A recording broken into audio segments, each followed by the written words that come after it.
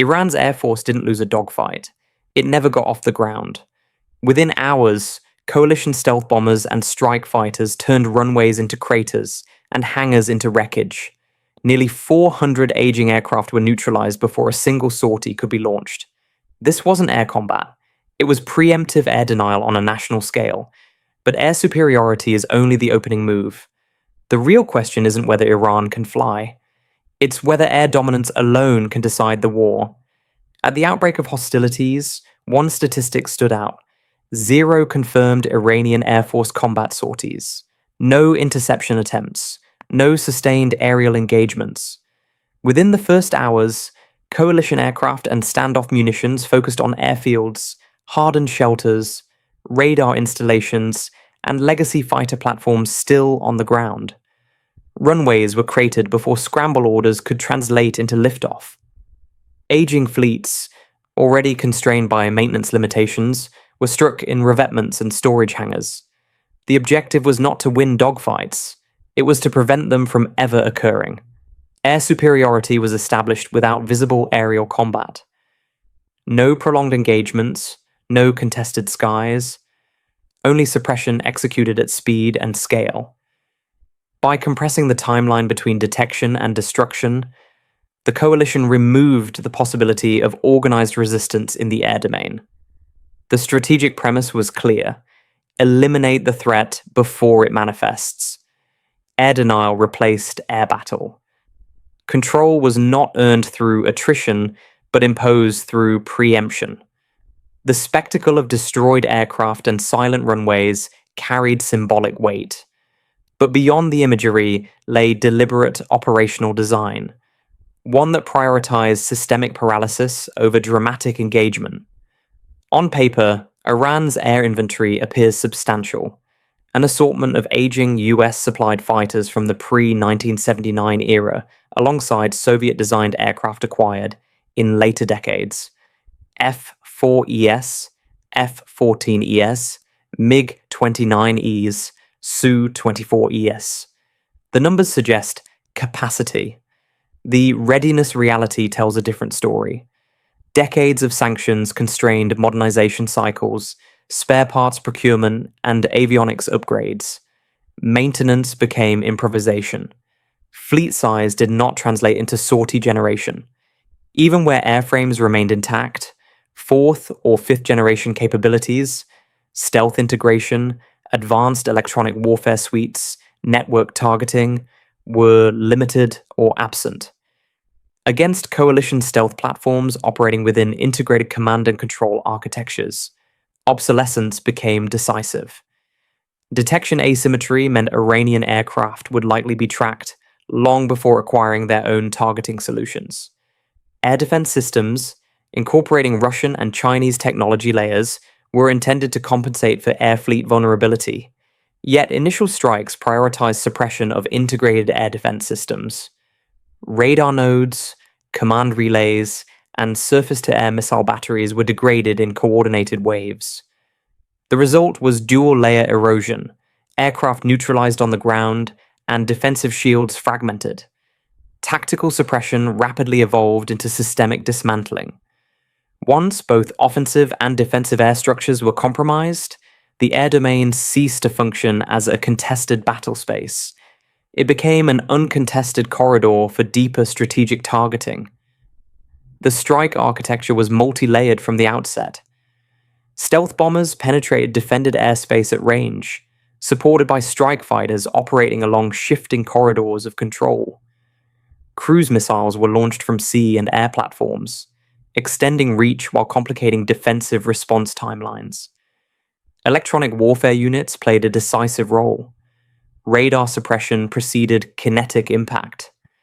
Signals were jammed, decoys deployed, and command frequencies disrupted.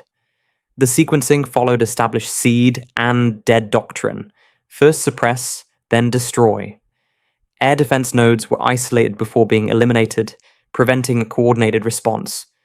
Sensor fusion across the battle space allowed coalition forces to operate within a networked grid of shared awareness. Satellites, airborne early warning systems, and forward assets fed real-time data into a unified operational picture. Targeting cycles compressed accordingly. Runway denial became systematic.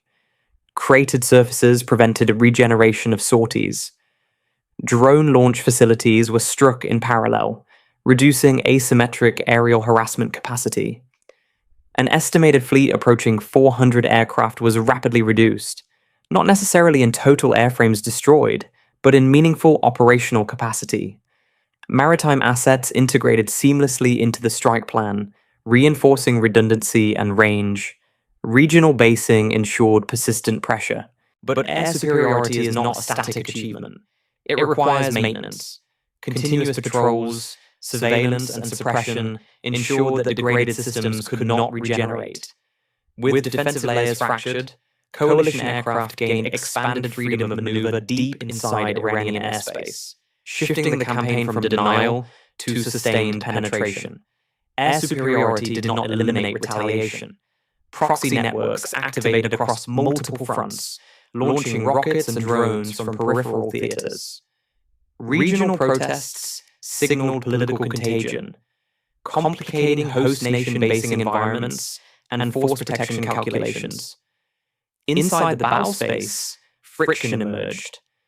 In a saturated aerial environment, stealth aircraft, cruise missiles, drones, electronic decoys, the challenge of rapid threat identification intensified. Reports surfaced of coalition aircraft losses attributed not to enemy fighters, but to defensive misidentification and system overload.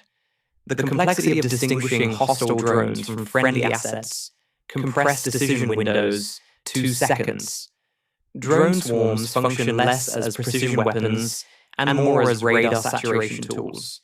Even unsophisticated platforms force defensive systems to engage, expend interceptors, and reveal positions. Residual surface-to-air missile batteries, though degraded, retained opportunistic lethality. Maintaining dominance required continuous suppression missions. Air defense networks, once fragmented, attempt regeneration. Every radar that flickers back online becomes a potential threat. Geography compounded the strain. Iran's scale demands sustained sortie generation over long distances, extending logistics chains and pilot endurance cycles. Pentagon briefings acknowledged timeline uncertainty. Initial projections of rapid containment gave way to cautious language about operational duration. Control of the skies delivered operational leverage, but not strategic closure. Dominance in one domain does not automatically determine the war's political endpoint. Tehran framed the opening strikes as unlawful aggression, an assassination campaign designed to violate sovereignty and destabilize the state. Official rhetoric did not signal collapse, it signaled escalation. Public addresses emphasized continuity, resistance, and retaliation rather than crisis management. At the same time, opposition voices, both inside and outside the country, interpreted the removal of senior figures as a potential inflection point. Some argued that leadership disruption could expose fractures long suppressed. Yet those fractures did not immediately surface in institutional form. Succession mechanisms activated with speed. Replacement figures were announced. Command hierarchies reaffirmed. And televised appearances projected composure. The Islamic Revolutionary Guard Corps amplified messaging promising intensified retaliation, framing endurance as proof of legitimacy. The information war unfolded alongside the military campaign. Each side curated imagery. Destroyed aircraft and silent runways contrasted with missile launches and mass mobilization ceremonies.